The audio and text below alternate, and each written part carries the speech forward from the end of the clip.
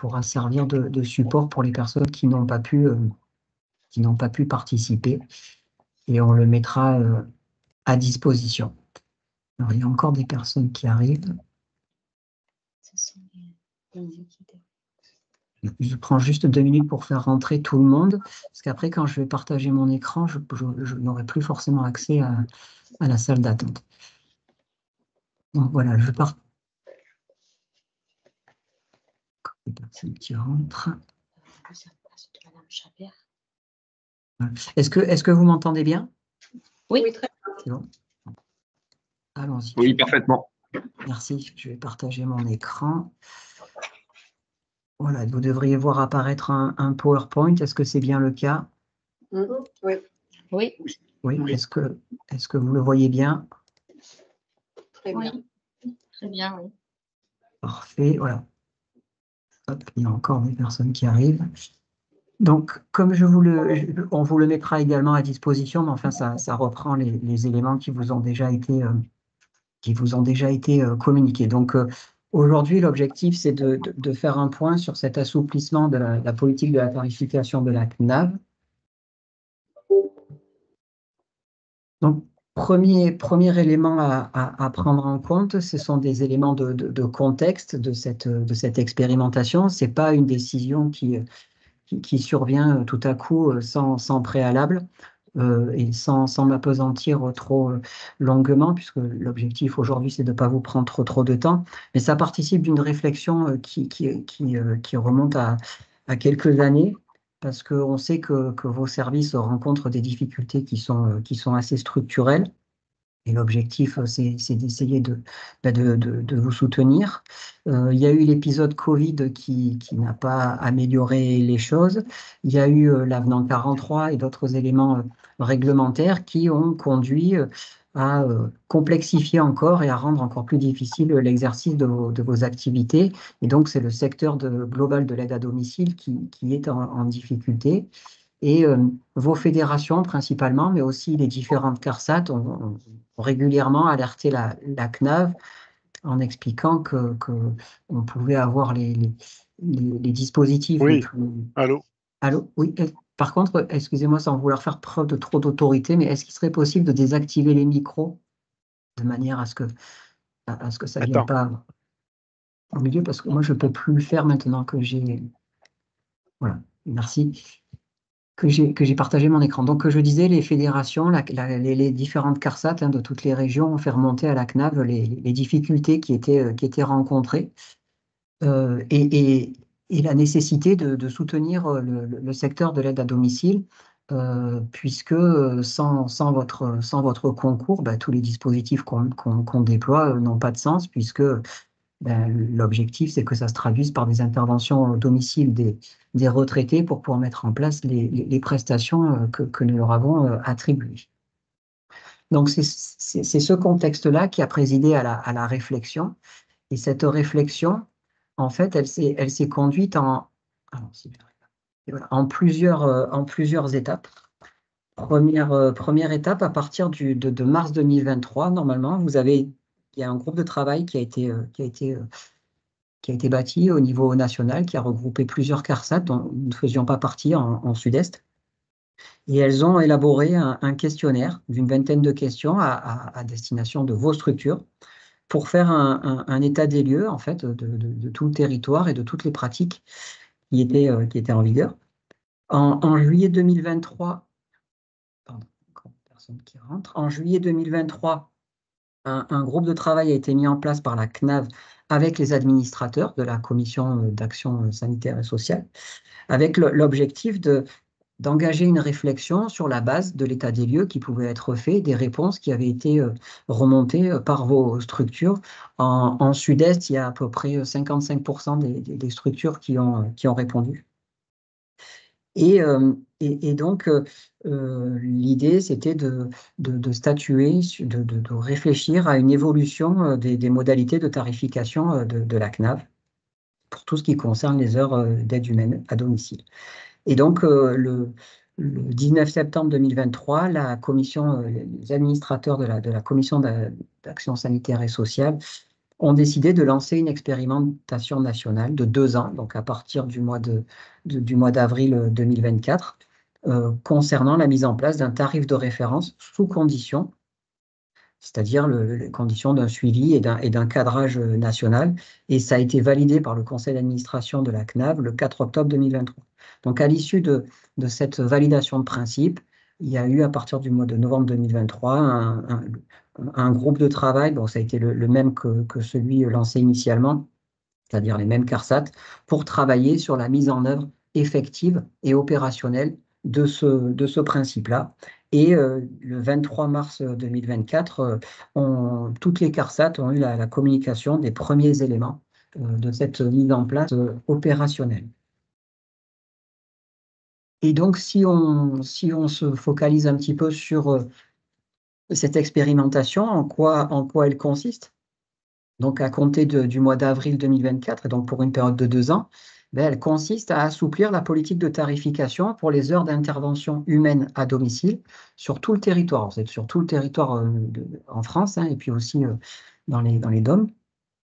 Cette expérimentation, concrètement, elle se traduit par une période d'essai et d'observation, donc qui dure 2 ans, qui ouvre donc la possibilité à vos structures, donc celles qui sont conventionnées avec les différentes CARSAT, donc en l'occurrence aujourd'hui, vous qui êtes conventionné avec la CARSAT du Sud-Est dans le cadre des Oscars, de pouvoir facturer vos interventions auprès des bénéficiaires, donc chez 5-6, hein, puisque c'est pour notre action sociale, au-delà du tarif horaire de la CNAV.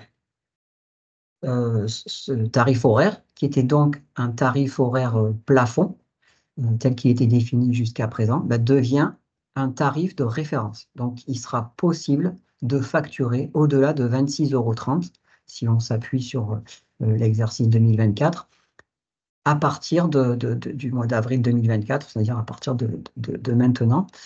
Cette possibilité, cet assouplissement concerne uniquement les heures d'accompagnement et de prévention à domicile. Donc, je vous ai relisté les prestations que cela contient. C'est donc l'entretien du linge et du logement, l'aide au déplacement pédestre de proximité, l'aide à la préparation des repas et l'accompagnement à la toilette. Donc, si vous revisualisez un petit peu les Oscars, on a les heures d'accompagnement et de prévention à domicile, le forfait de prévention, ça ne concerne que les heures d'accompagnement et de prévention à domicile, et vous avez la liste des prestations concernées à l'écran. Et donc, le surcoût, par contre, sera pris en charge par le bénéficiaire. C'est-à-dire que si vous souhaitez dépasser le plafond de référence, si vous souhaitez dépasser le tarif de plafond qui était jusqu'à présent un plafond, mais qui devient donc un tarif de référence, vous pouvez le faire, mais le complément sera pris en charge par le bénéficiaire. C'est pourquoi c'est une décision qui est à la liberté, hein, au choix de votre structure. C'est-à-dire, il n'y a aucune obligation. C'est une proposition. C'est pour ça que j'ai surligné en gras le fait que c'était une possibilité. Et si vous y recourez, ça engage une obligation, c'est la transparence. C'est-à-dire que ça vous engage à communiquer à la fois aux bénéficiaires, mais aussi à la CARSAT, le tarif que vous allez mettre en œuvre. Et c'est ça qui sous-tend tout le déploiement de cette expérimentation et donc de cet assouplissement tarifaire. Donc, ce qu'il faut retenir, c'est que c'est pour une période de 2 ans, que c'est une possibilité et pas une obligation, qui permet de facturer au-delà du tarif en vigueur jusqu'à présent, tel qu'on le concevait jusqu'à présent, qui devient donc un tarif de référence, c'est-à-dire le tarif sur lequel va s'appuyer la CARSAT pour calculer la prise en charge qu'elle va réaliser, mais il vous sera possible de facturer au-delà de ce tarif, qui devient donc un tarif de référence pour les prestations qui composent les heures d'accompagnement et de prévention à domicile, le surcoût étant pris en charge par les bénéficiaires.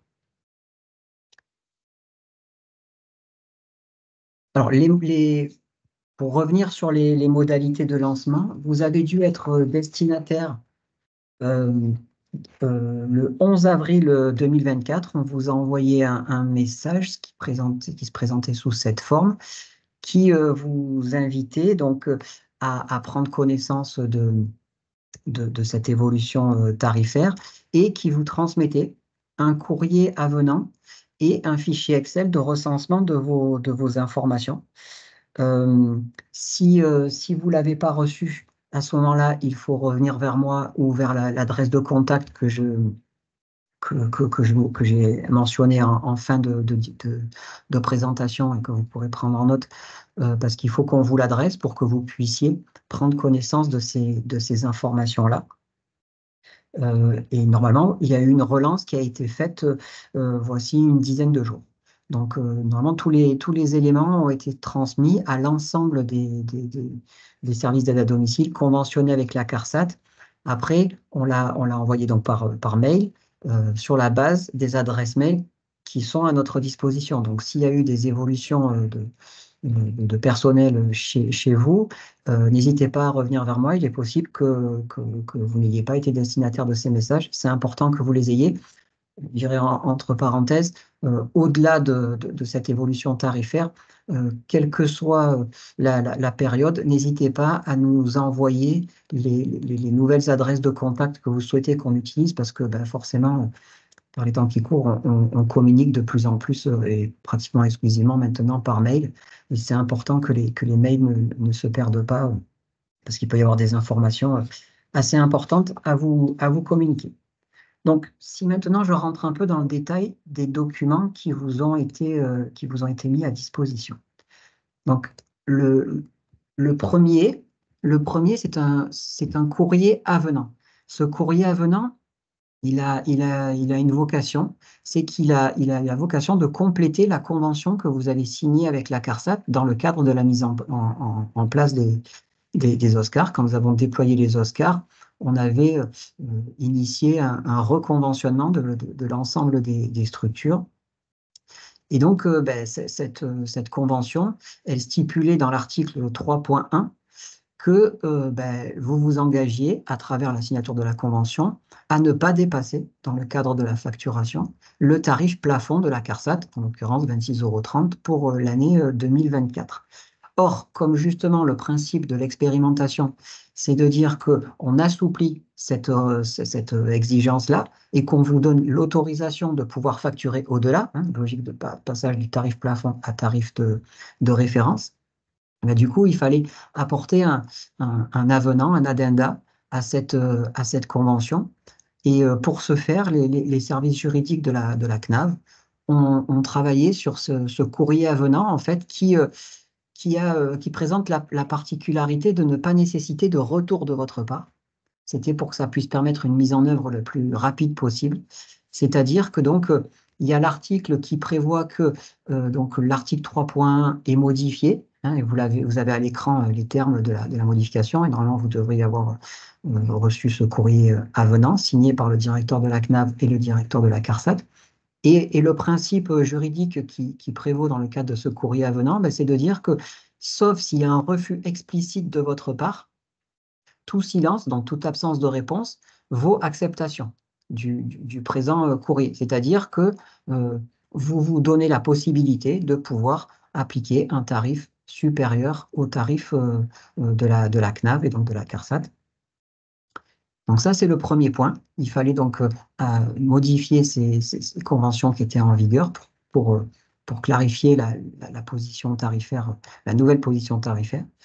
Et deuxième élément, il renvoie aux dispositions du décret 2022-734 du 28 avril 2022. Et ce décret, en fait, il porte sur quoi? Il porte sur la règle de transparence. C'est-à-dire, il explicite les obligations qui vous échoient à partir du moment où vous devez donc permettre aux retraités de pouvoir faire le choix de la structure qui va intervenir chez lui ou chez elle, mais de manière éclairée. Donc, il faut qu'il ait une information transparente sur les tarifs qui sont pratiqués. Et cet avenant, cette annexe prévoit aussi la territorialisation, c'est-à-dire la communication des tarifs qui sont appliqués par territoire, c'est-à-dire par commune. Et donc, par voie de conséquence, cet assouplissement, comme j'ai dit tout à l'heure, il s'applique aussi, et c'est donc la règle de transparence qui qui en découle, eh ben, ça s'applique aussi à la CARSAT, c'est-à-dire qu'on vous demande, à partir du moment où vous souscrivez à ce courrier avenant, de bien vouloir nous communiquer les informations tarifaires. Et c'est ce qu'on vous a demandé de faire via le deuxième document que comportait le message qu'on vous a adressé. Et donc, ce deuxième document, c'est un fichier de collecte.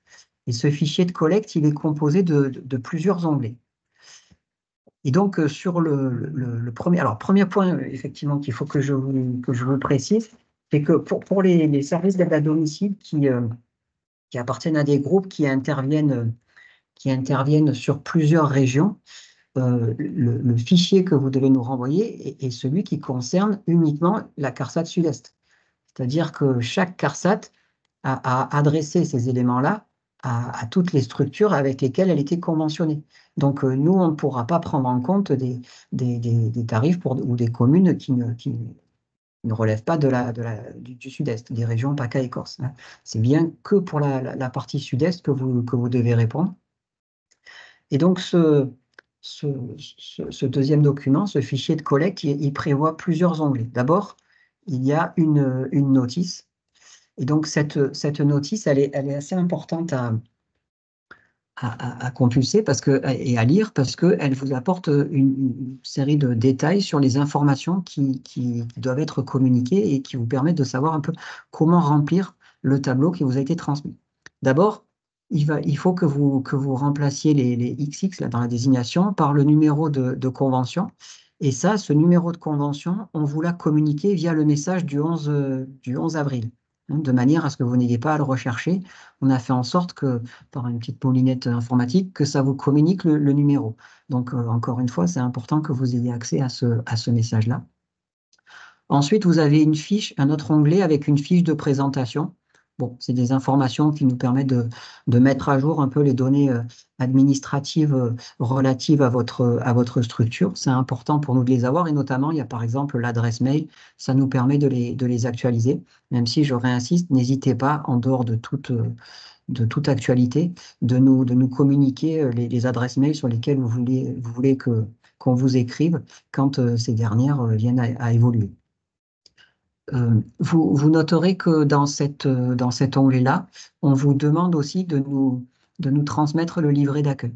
Donc ça, c'est un document qui est important à nous communiquer aussi avec ce fichier de collecte. Et ensuite, on passe à un tableau.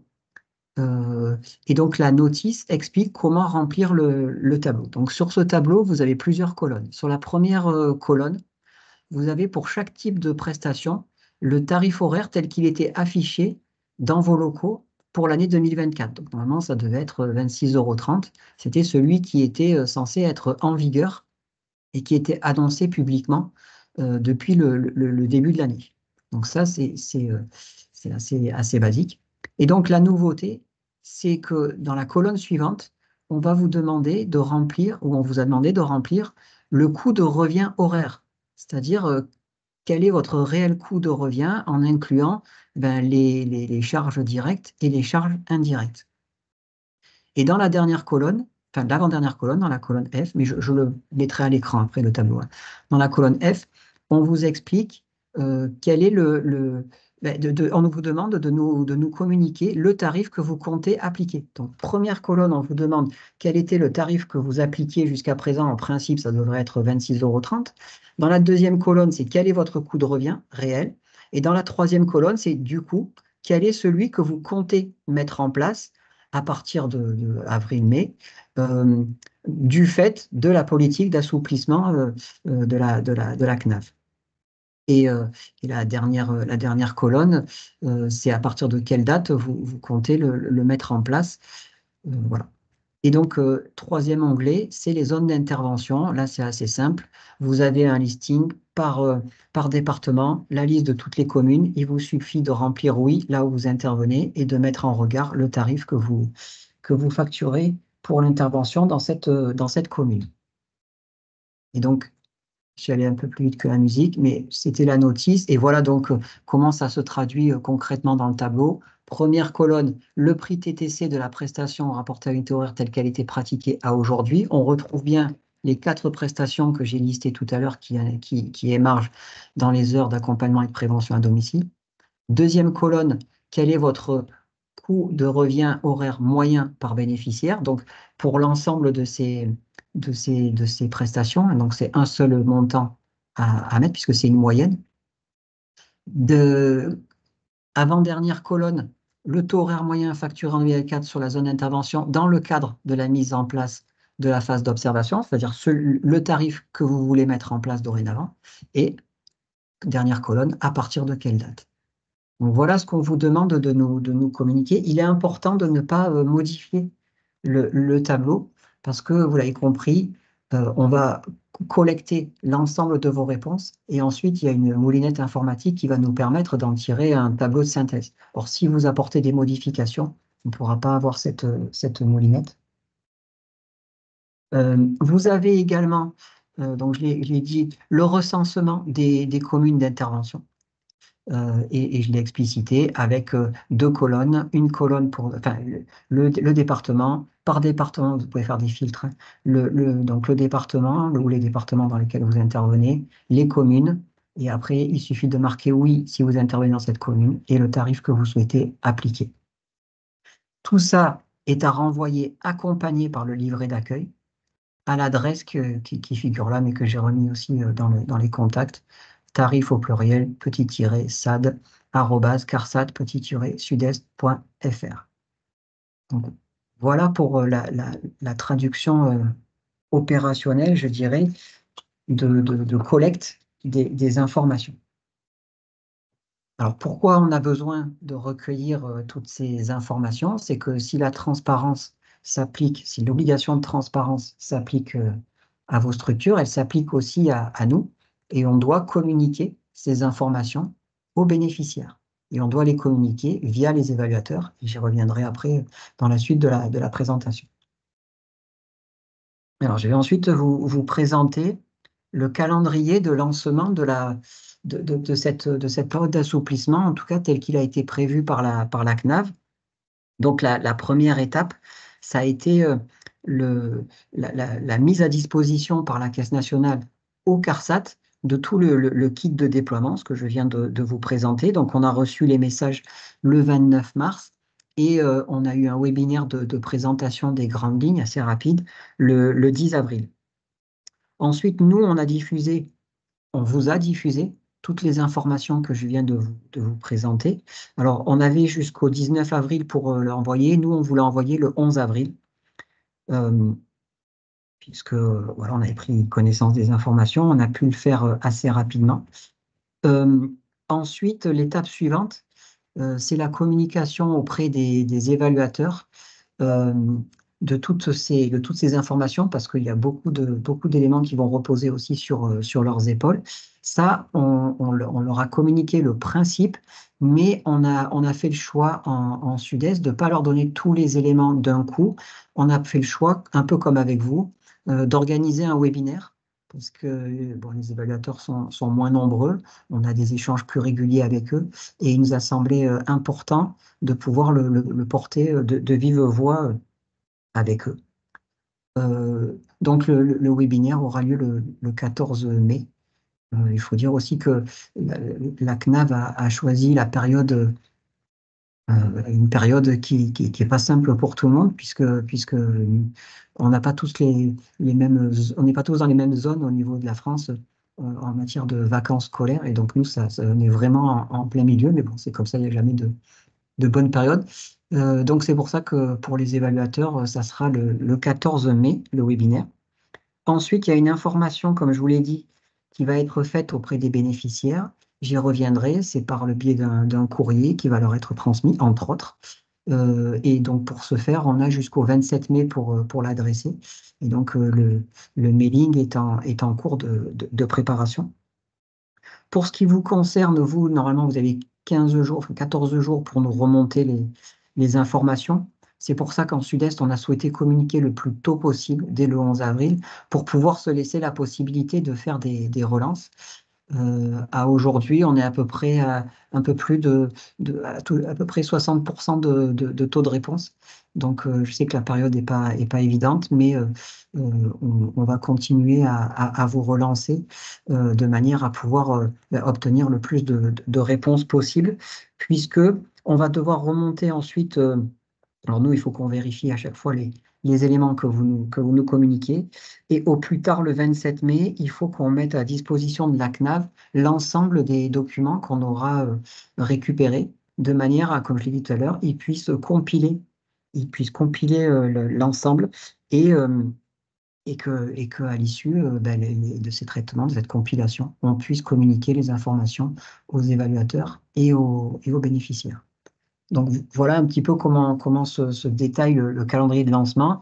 Et la traduction régionale a suivi le canevas de la Caisse nationale. On a simplement rajouté ce webinaire auquel vous assistez en, en première semaine du mois de mai, de manière à pouvoir à la fois faire un rappel et puis expliciter de manière peut-être un peu plus concrète les choses, sachant qu'on avait fait il y a une quinzaine de jours une vidéo aussi. Et donc, pour les évaluateurs, on a prévu un webinaire le 14 mai. Et, et pour les bénéficiaires, bien sûr, l'envoi du courrier sur lequel je vais revenir maintenant. Puisque, effectivement, pour les bénéficiaires, puisqu'ils peuvent être concernés par une augmentation éventuelle du reste à charge, évidemment, il fallait les en informer. Donc, pour ce faire, il y a une première opération qui a été menée par la Caisse nationale et il y a un paragraphe qui a été ajouté dans les notifications. Donc, dans deux types de notifications, la notification originelle, c'est-à-dire quand un plan d'aide est mis en place, et dans une deuxième notification, c'est quand il y a une révision du plan d'aide. Quand, quand il y a des modifications pour changement de prestataire, pour changement de prestation, enfin, peu importe, dès qu'il y a une révision, à ce moment-là, dans chacune de ces notifications, il y a un paragraphe qui a été ajouté aux précédentes notifications. Et ce paragraphe, il stipule qu'il y a une remarque importante, les services à domicile peuvent être amenés à facturer leurs interventions au-delà du tarif horaire de référence, ce qui pourrait augmenter le montant de votre prestation sans contribution supplémentaire de votre caisse de retraite. C'est pour que dès la notification, ça soit bien clair, sachant que ça a été mis en place depuis le 3 avril 2024, parce que là, pour le coup, ce sont des batchs informatiques et la CNAV n'a pas toutes les fenêtres de tir qu'elle souhaite, donc il fallait que ce soit fait là pour être sûr que ça soit mis en place, sachant que de toute manière, à partir du moment où vous allez le pratiquer, normalement, les évaluateurs auront déjà sensibilisé les personnes, mais au moins il y aura une trace écrite de cette possibilité-là. Et en parallèle, pour tous les bénéficiaires en cours, qui ont un Oscar en cours, à la date de démarrage de l'expérimentation, c'est-à-dire à l'heure actuelle, eh on a fait tourner des requêtes de manière à pouvoir faire un mailing, un public postage, hein, ça va partir par courrier. Ça fait, pour ce qui nous concerne, pas mal de 20 000 bénéficiaires.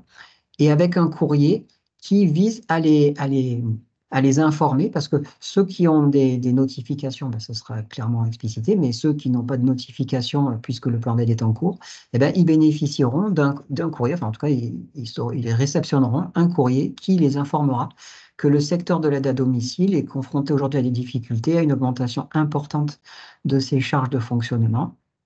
Pour maintenir leur activité, les services à domicile peuvent donc être amenés à facturer leurs interventions au-delà du tarif horaire, donc qui est un tarif horaire de référence.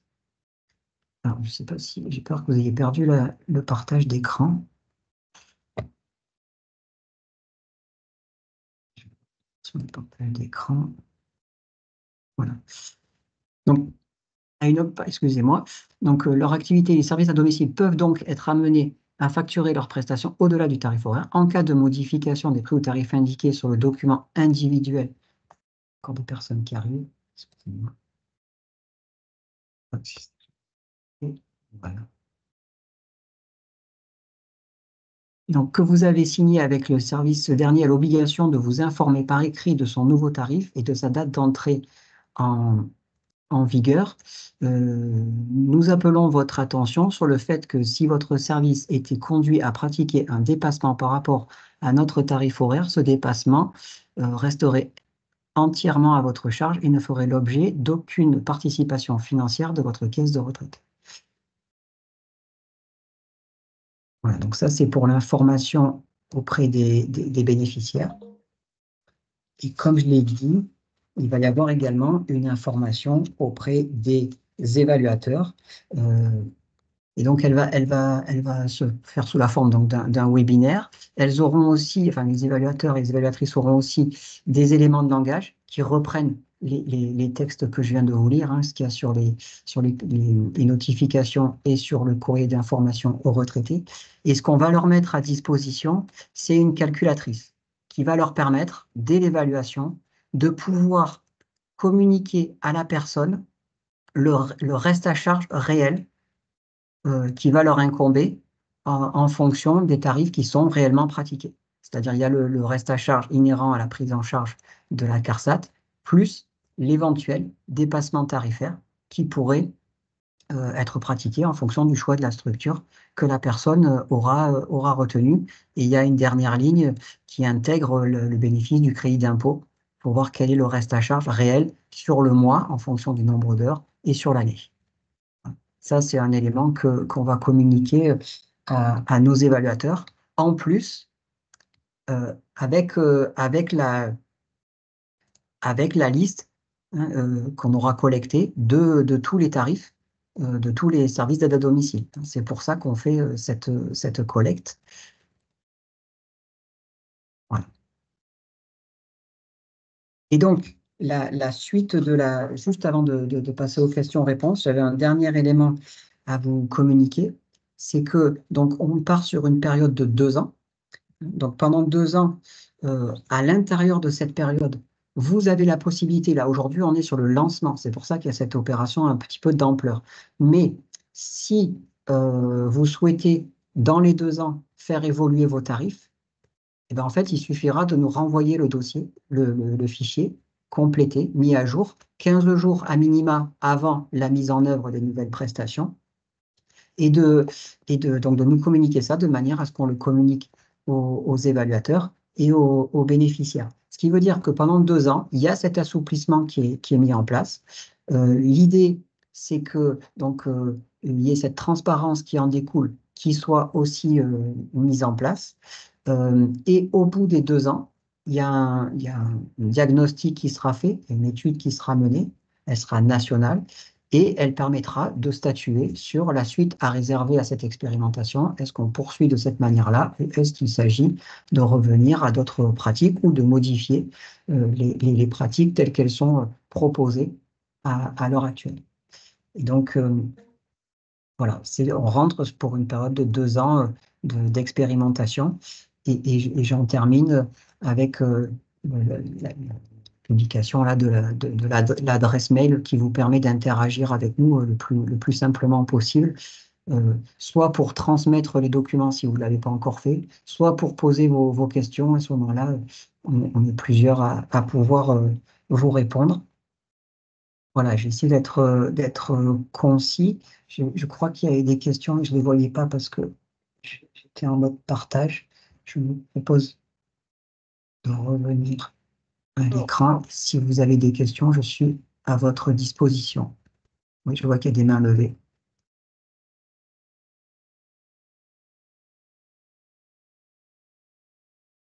Je vois qu'il y a des mains levées. Je suis à votre écoute, hein, si vous avez des questions.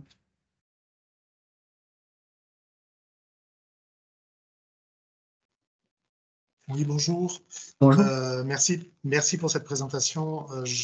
Moi, j'avais plusieurs questions qui me venaient à l'esprit. Dans un premier temps, bon, effectivement, ça ne tombe pas toujours au meilleur moment, mais ce n'est pas ce qui m'a gêné le plus. Moi, ce qui m'a gêné le plus, c'est le délai de réponse. 13 jours, c'est extrêmement court, sachant qu'il faut faire des calculs qu'on n'a pas forcément, parce qu'on ne calcule pas les tarifs par zone ou par village ou par ville. Donc, il a fallu reprendre toute notre base de données et tout retravailler ça. Donc, ça nous a pris quand même beaucoup de temps. Donc, je comprends que certaines personnes n'aient pas eu le temps de vous répondre. Ça, c'est le premier point que je voulais soulever. Deuxième point que je voulais soulever, c'est au niveau de la prévenance des bénéficiaires. Donc, effectivement, vous allez faire un courrier, ça c'est très bien. Par contre, vous n'êtes peut-être pas censé, enfin, vous n'êtes pas censé être sans savoir que dans le cadre des autorisations, des normes qualité, etc., on a l'obligation de prévenir nos bénéficiaires avec un délai minimum d'1 mois pour qu'ils puissent chercher éventuellement une autre structure. Donc là, vous demandez une date de mise en application. Théoriquement, si je fais le courrier aujourd'hui, je ne pourrai pas faire de modification avant le 2 juin. Donc on est déjà hors cadre par rapport au délai de mise en place de cette expérimentation. Donc, je trouve ça un petit peu regrettable. Donc ça veut dire que ça va nous faire retarder et l'expérimentation ne va pas être 2 ans plein, mais va être forcément réduite, surtout s'il y a des gens qui sont en retard. Donc j'aurais aimé savoir si ce délai va pouvoir être prolongé ou pas et quelle suite sera donnée à ce. Il y a un écho. Donc ça c'est un des premiers points. Je ne sais pas si c'est moi. Alors je coupe mon son 2 secondes. Ouais.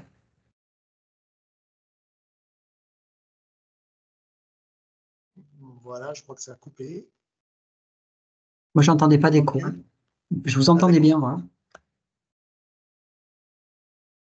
Oui, peut-être pour commencer à vous répondre, encore une fois, hein, je suis désolé pour le timing. Pas que je veuille me défausser, mais on n'a pas eu trop la main et on a appliqué. Je pense que on n'a pas été en retard sur ce timing. On a pris le parti de communiquer même avant que la CNAV, enfin, des timings que nous imposait la CNAV.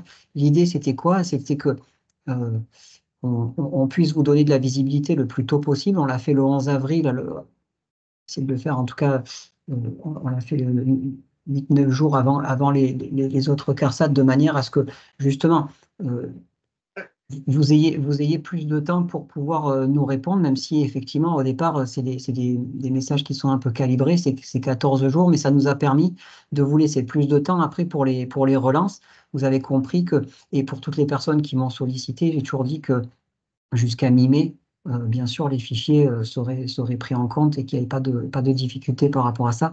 Après, sur le décalage vis-à-vis de la communication vis-à-vis des bénéficiaires, c'est vrai que le décret, en tout cas, tel qu'il est paramétré, le cadre légal, parle de 14 jours pour informer dans le cadre de la transparence. Après, je sais effectivement que dans certains départements, parce que d'un département à l'autre, encore une fois, nous, on a une approche régionale, mais on sait que d'un département à l'autre, la politique des conseils départementaux en matière de qualité, tout ça, peut être différente. Et encore une fois, loin de moi l'idée de jeter la pierre au département. Ils appliquent leur politique et c'est normal.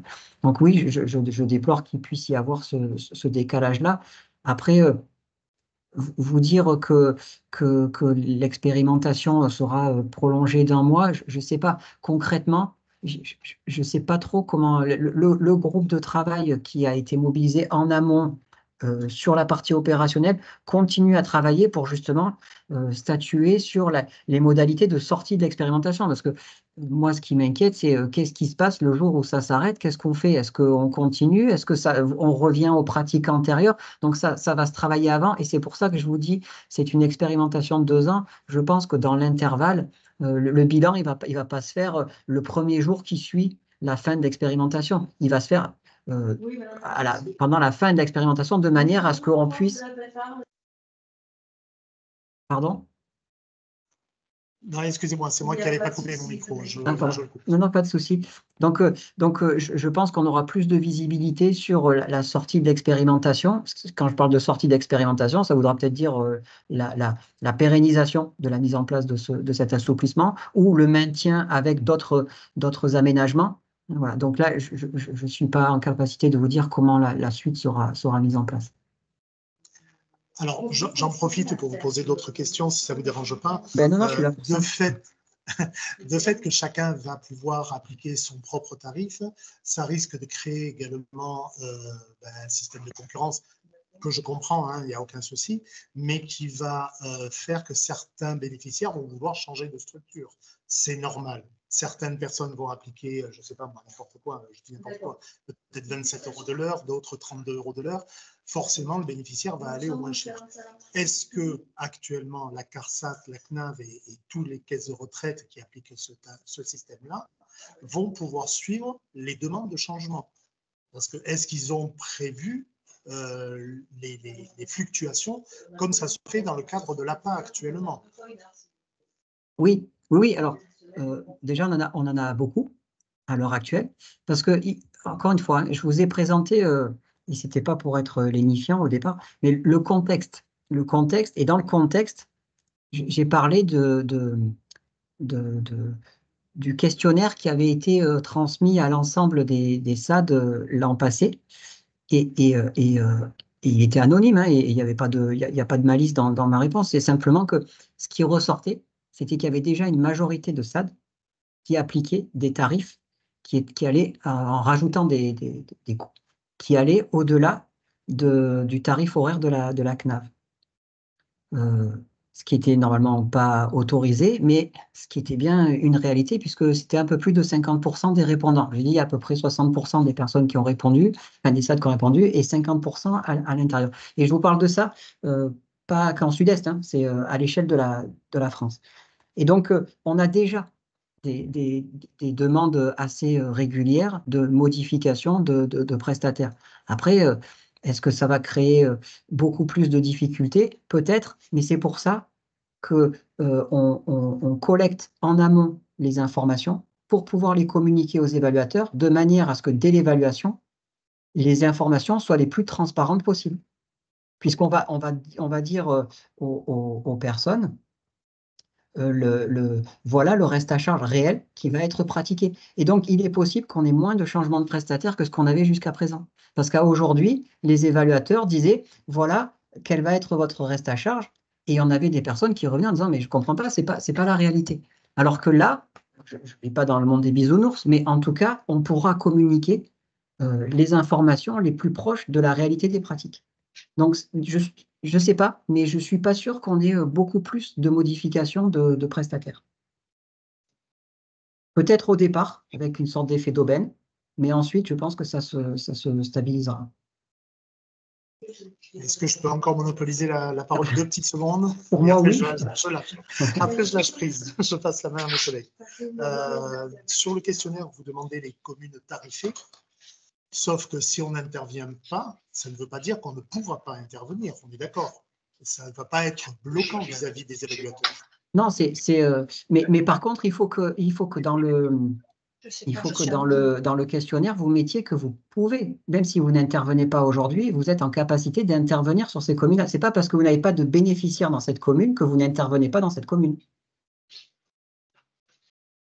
Je suis peut-être pas clair. Il faut que je me refasse le fichier. Voilà. Merci beaucoup. C'était l'occasion du webinaire, voilà. Bonjour. Moi, je salue effectivement cette Bonjour. démarche qui veut se rapprocher du coup de revient réel de nos structures, parce que même si on vous fait des propositions, elles seront inférieures au coût de réel de revient de nos structures, puisque en 15 jours, on a pris 3 mesures extrêmement lourdes pour les financements des structures. Mais dans la démarche, quand même, il y a quelque chose, moi, qui m'interpelle. Je viendrai après plus dans le détail sur le courrier. Moi, ce qui m'interpelle, c'est que l'État, dans sa loi de finances 2022, fixe un tarif très bas. Le tarif plancher est extrêmement bas, le tarif unique, qui est fait pour justement permettre aux structures de sortir de ces formes de concurrence. Et là, aujourd'hui, on revient, alors bien sûr, par probablement une enveloppe d'heures moins importante que l'APA ou la PCH, mais on revient encore par une mise en concurrence.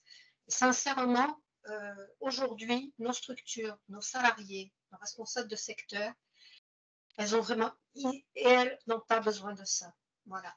Donc moi, c'est quand même quelque chose qui m'interpelle dans cette logique qui vient se rattraper 2 ans et demi après, sur une expérimentation qui probablement se pérennisera parce que les tarifs de prix de revient aujourd'hui qui sont couverts par personne seront encore moins couverts dans 2 ans à l'issue de l'expérimentation.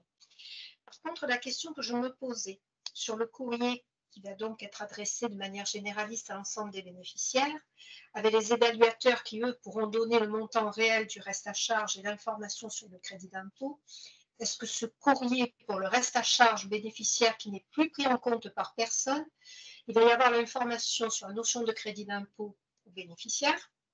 Et ma deuxième question, quand même, c'est que nos structures autorisées tarifées interviennent dans le cadre du Code de l'action sociale et des familles, et que, comme vous l'évoquiez tout à l'heure, il ne doit y avoir aucun reste à charge. Donc, moi, je m'interroge réellement sur cette mesure qui part de bons sentiments, qu'on peut saluer parce qu'on se dit on est entendu en disant on ne s'en sort pas. Mais en même temps, est-ce qu'on ne va pas rajouter et de la difficulté et lors des contrôles voilà, je ne sais pas. Je ne sais pas, Oui. et pour les structures qui sont en évaluation HAS bientôt, la question se posera aussi à un moment donné, hein, puisqu'on va avoir la fusion des SAD, des SIAD, etc. Donc tout ça arrive, je ne sais pas comment, au niveau de la CNAF, les administrateurs envisagent d'articuler tout ça. C'est une grosse nébuleuse pour moi. Pour répondre à votre première question, donc, moi, je comprends votre sentiment, hein. Encore une fois, on part sur une expérimentation. Moi, je ne suis pas grand clair, hein, je ne suis pas capable de dire ce qu'il en sera à la suite. Et je reconnais comme vous que, en général, quand on met en place des choses, après, c'est difficile de revenir dessus. Mais moi, je ne sais pas de quoi l'avenir est fait. Ce que je peux dire, donc, premièrement, c'est que oui, dans les courriers, je n'ai pas cité l'intégralité du courrier adressé aux bénéficiaires, mais effectivement, le dernier paragraphe, c'est en complément, nous vous rappelons que toutes les dépenses que vous engagez personnellement pour payer votre aide à domicile donnent droit à un crédit d'impôt à hauteur de 50% dans la limite d'un montant plafond et avec le site donc l'information est délivrée. Ensuite, je voudrais juste préciser une chose, c'est que vous savez que l'action sociale retraite, donc de la CNAV, c'est de l'extra-légal. C'est-à-dire qu'elle n'est pas financée par les impôts, donc pas par l'État, elle est financée par les cotisations. C'est-à-dire que c'est les cotisations retraite. C'est-à-dire que demain, on peut très bien nous dire, l'action sociale, ça s'arrête, puisque tout le monde a cotisé pour sa retraite, pas pour l'action sociale.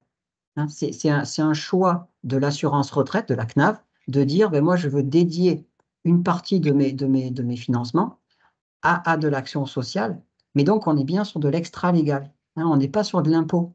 On est d'accord, je veux juste le préciser parce que c'est un mode de financement qui est quand même un peu particulier, c'est bien les cotisations. C'est pour ça qu'on est sur les GIR 5-6. C'est-à-dire, comment dire, les GIR 1 à 4, c'est des aides légales. Dès qu'on est sur des aides légales, ce n'est pas cumulable avec nous, puisque nous, ce sont des aides dites de confort. D'accord? C'est juste une petite précision qui me semble importante.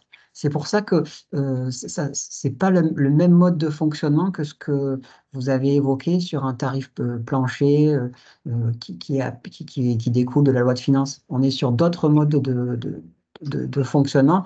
C'est vraiment prélevé sur l'enveloppe des retraites. Ma question n'était pas sur le mode de financement, ma question n'est pas savoir qui alimente les GIR 5-6 ou les GIR 4A. Ma question, elle est que nos structures sont autorisées tarifées pour une partie, que ce soit des structures non lucratives ou des structures lucratives.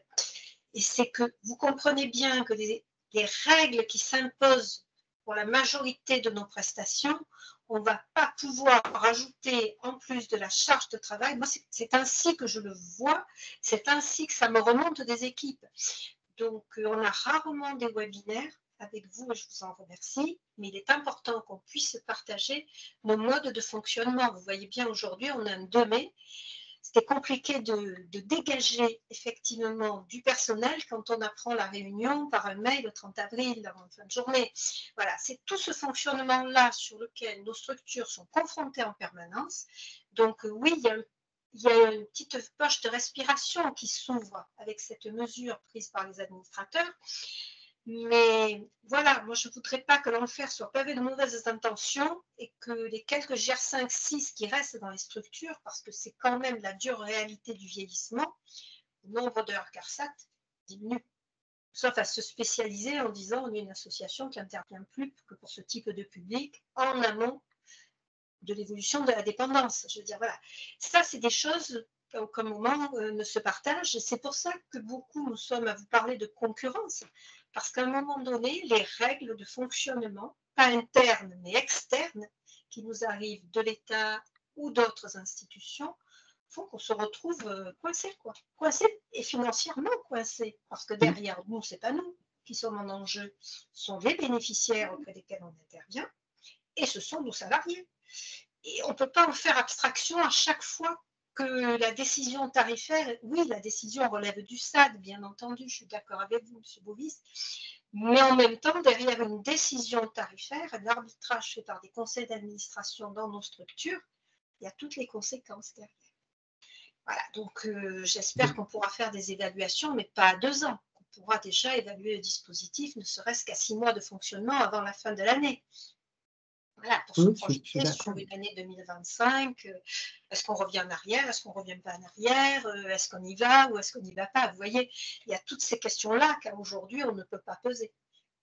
Oui, mais j'ai aucune, comment dire, aucune réponse particulière à vous apporter. Enfin, je ne sais pas quelle est votre question. Je suis d'accord pour dire que, et on est tous préoccupés par ça, qu'il y a des difficultés et que c'est plus qu'une nécessité comment dire. En fait, on sait que le secteur de l'aide et soins à domicile est en difficulté, qu'il y a un vrai projet de société qui doit être pensé, c'est de dire qu'est-ce qu'on fait de nos aînés. Et que c'est une approche globale et que pour l'instant, on peut regretter. Après, moi, je ne suis pas assez intelligent pour savoir pourquoi ça ne se fait pas, hein, mais que c'est une volonté politique. Je ne dis pas ça pour me décharger. Hein. Nous, on applique en région et on est responsable de ce qui se passe en région. Mais c'est un vrai choix de société de se dire qu'est-ce qu'on fait de nos aînés. Et quand on dit qu'est-ce qu'on fait de nos aînés, ça veut dire que est-ce qu'on veut les prendre en charge, est-ce qu'on veut travailler sur de la prévention pour faire en sorte qu'ils vieillissent dans les meilleures conditions possibles avant d'arriver dans la perte d'autonomie et donc dans la dépendance. Donc, est-ce qu'on veut mettre en place de la prévention? Mais une fois que j'ai dit ça, c'est assez simple. C'est surtout, du coup, qu'est-ce qu'on fait pour soutenir le secteur? Qu'est-ce qu'on fait pour travailler sur l'attractivité et la fidélisation des métiers? Donc, les financements, donc la reconnaissance. Je suis d'accord avec vous sur tous ces aspects-là. Je ne maîtrise pas tous ces leviers et je vous remercie pour le travail que vous faites au quotidien avec vos structures pour pouvoir justement accompagner les retraités. Et on n'est pas que dans une tour d'ivoire, hein, on voit bien ce qui se passe. Après, moi, là, aujourd'hui, je me félicite qu'il y ait cette évolution tarifaire parce qu'il me semble que ça apporte. C'est le début. Et peut-être que je ne l'ai pas assez précisé et je vous remercie pour votre intervention. Loin de moi l'idée de me gargariser. Hein, je le dis très humblement. Voilà, il y a cette petite évolution qui embarquera certainement quelques effets positifs, quelques effets négatifs. Et comme vous l'avez dit, eh ben, il faudra qu'on statue dessus. Je pense que c'est bien qu'il y ait un petit temps, 2 ans, pour pouvoir, alors peut-être pas de date à date, je n'ai pas tous ces éléments-là, mais en tout cas qu'il y ait cette période qui nous permette d'en évaluer les conséquences. À aujourd'hui où tout va très vite, c'est bien de se donner un petit peu de temps, entre guillemets, un peu long, pour pouvoir mesurer les impacts, pas immédiats, mais sur, disons, au moins un petit moyen terme. Et puis de pouvoir évoluer. Moi, ce que je trouve positif, encore une fois, je n'ai pas fait partie des groupes de travail, tout ça. C'est pas pour m'exonérer. Ce que je veux dire, c'est que je trouve que c'est important qu'on ait pu, en tout cas, interroger un dogme. C'est-à-dire que jusqu'à présent, il y avait un dogme, c'était un tarif plafond, tout ça. On l'interroge. On l'interroge via une expérimentation. C'est ça que je m'efforce de vous présenter. Après, vous dire que c'est ça qui va tout solutionner, ce n'était pas du tout mon propos. On sait très bien qu'on a d'autres enjeux à porter, et je m'excuse pour tout ce qu'on ne fait pas, mais, ne pensez pas comment dire, que tout est focalisé uniquement sur nos activités et sur les bénéficiaires. On n'oublie pas que, et j'ai essayé de le retranscrire dans ma présentation, c'est que, encore une fois, nous, on peut traiter des dossiers. Hein. Si une fois qu'on s'est fait plaisir, on a traité nos dossiers, on est plutôt à jour, on a attribué des plans d'aide. Si derrière, ils ne sont pas consommés, ils ne sont pas suivis d'effets, on est bien d'accord que ça n'a servi à rien. Donc, on est dans j'ai coutume de dire qu'on est dans un écosystème. Quand vous êtes malade, on tousse. Donc, voilà, il n'y a aucune prétention dans ce que je vous présente. C'est un des éléments, voilà, un des éléments que la CNAV envisage pour essayer de faire en sorte de trouver un moyen d'essayer de ne pas trop déséquilibrer le secteur. Quand je dis déséquilibrer, c'est entre les retraités, les services d'aide à domicile, les évaluateurs, toutes les autres institutions et nous au milieu. Voilà, mais modestement. Bonjour, j'avais une petite question moi aussi. Oui. Alors, lorsque vous allez avertir les bénéficiaires des tarifs des structures, est-ce que nous aurons un visu sur les tarifications des structures voisines ou non? Oui, normalement, elle devrait être publiée sur le site de la CARSAT. D'accord. De toutes les structures, il y aura leurs tarifs aussi. Oui, de toutes les structures, oui, oui. D'accord. Merci.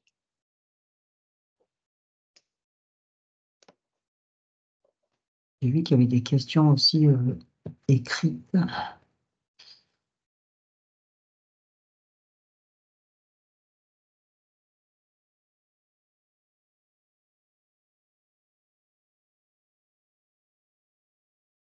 Alors, je ne sais pas s'il y a d'autres questions orales. N'hésitez pas à prendre le micro. Oui.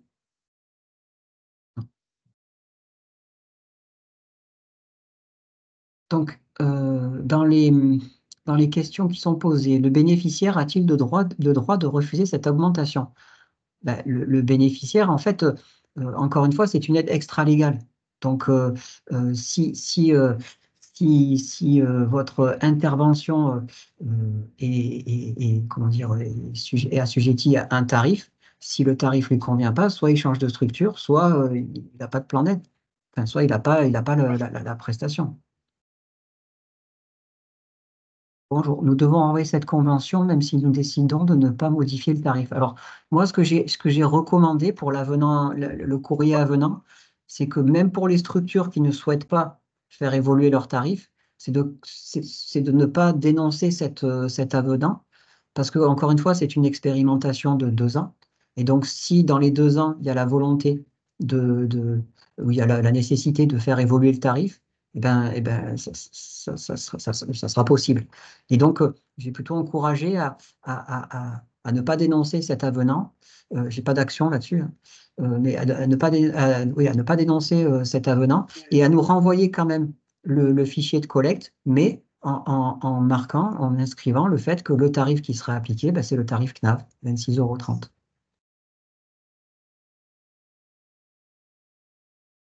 €. Bonjour, est-il possible de renvoyer les éléments demandés?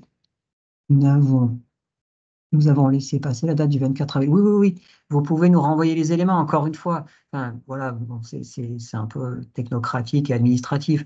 On vous envoie le message, on vous demande de renvoyer dans les 15 jours, parce qu'on sait très bien qu'on n'aura pas tout dans les 15 jours, mais il faut bien qu'on fixe une borne. Et puis ensuite, il y a des relances. Et voilà, il y a des structures qui m'ont sollicité directement et je leur ai dit, vous avez jusqu'à la mi-mai pour nous le renvoyer. Vous aurez des relances. Vous n'en tenez pas compte, mais par contre, il est nécessaire de nous le renvoyer pour la mi-mai. Donc, si c'est pas déjà fait, vous pouvez le faire, il n'y a pas de problème. Encore une fois, hein, le but, c'est pas de vous mettre en difficulté, hein. Et moi, j'ai une question aussi. Oui. Est-ce qu'on peut vous envoyer nos nouveaux tarifs après le 14 mai, c'est-à-dire au mois de septembre, on veut changer Oui. nos tarifs. Est-ce que c'est Oui. possible à ce moment-là? Oui, complètement. Après, là, si vous voulez, que je l'ai dit tout à l'heure, c'est le lancement. Donc, on le collecte pour tout le monde.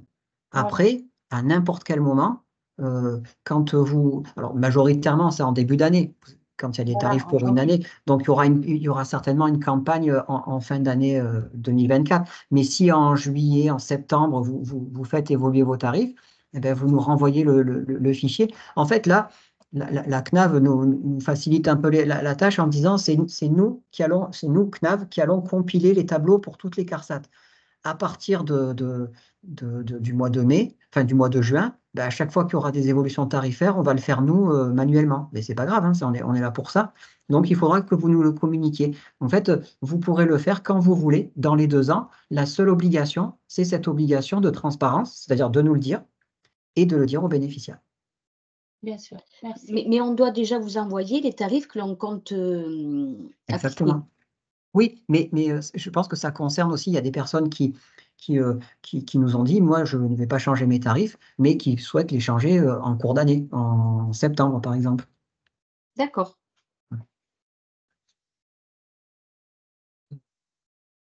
Le contenu du courrier que la CARSAT va adresser aux bénéficiaires est-il généraliste ou fera-t-il état du choix de tarification de la structure? Alors là, à aujourd'hui, le courrier qui va être envoyé aux bénéficiaires, c'est un courrier généraliste. C'est pour dire qu'il se peut que le service d'aide à domicile, en tout cas le service d'aide à domicile, est autorisé à appliquer un tarif qui est supérieur à celui du tarif CNAV.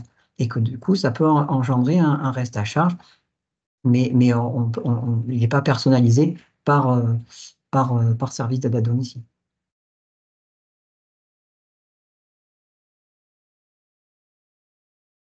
Alors, bonjour, cela signifie que le tarif socle ne va pas évoluer durant les 2 années? Non, non, ça, on a posé la question à la Caisse nationale, il y aura toujours, enfin, d'après ce qu'on nous a dit, hein, l'évolution de l'inflation et des choses comme ça. Donc, ça ne veut pas dire que ça fige le tarif socle, le tarif de référence maintenant, de la CNAV. Bonjour.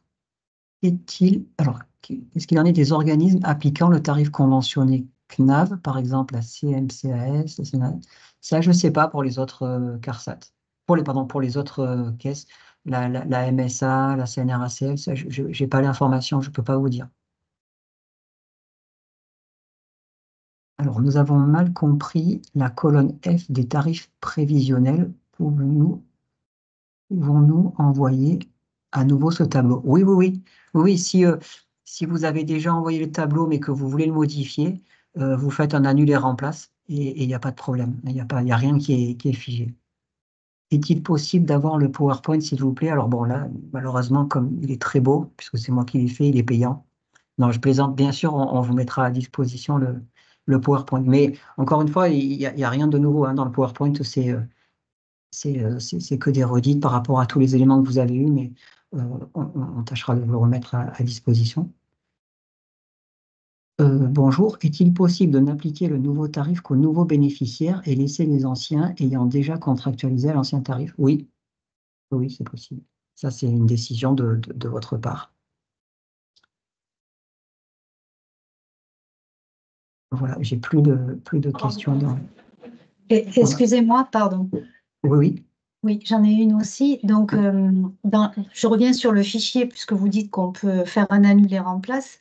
Oui. La colonne J, dans l'onglet 3 zones d'intervention, c'est le tarif moyen global facturé, mais pendant la période d'expérimentation ou ce qu'on faisait jusqu'à aujourd'hui, en Non, fait. c'est celui que vous voulez appliquer. Celui que vous voulez appliquer. Pendant la phase d'expérimentation. Okay. Exactement. Ok. Exactement. Une question pratique, quand une assistante sociale d'une clinique ou un centre hospitalier va faire une demande d'ARDH, par exemple CARSAT, elle va se baser sur quel tarif en fait? Elle va demander au SAD son tarif, elle va avoir la liste des SAD avec les tarifs, puisque chacun peut... Oui, en fait, vous savez, à aujourd'hui, on met à disposition sur notre site hein, des établissements sanitaires conventionnés, on leur met à disposition la liste des SAD conventionnés, avec les différentes prestations, tout ça. Ben là, on va rajouter les tarifs. Ok, ok. Merci. Ce que je ne sais pas, et je sais pas si je sais pas comment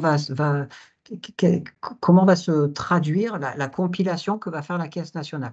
Est-ce qu'en gros, nous, on a un fichier avec par département la liste des SAD conventionnés, les différentes prestations qui sont prises en charge avec les zones d'intervention. Est-ce qu'on pourra rajouter une colonne avec les tarifs? Ou est-ce qu'on aura un fichier beaucoup plus étendu? À ce moment-là, il y aura 2 fichiers, ce qui facilitera pas la lecture et il faudra qu'on travaille là-dessus. Mais je ne sais pas encore exactement à quoi va ressembler ce que va nous communiquer la Caisse nationale. En fonction de ça, bien sûr, on communiquera l'information, mais après, comment nous, on va le retravailler, je ne sais pas encore.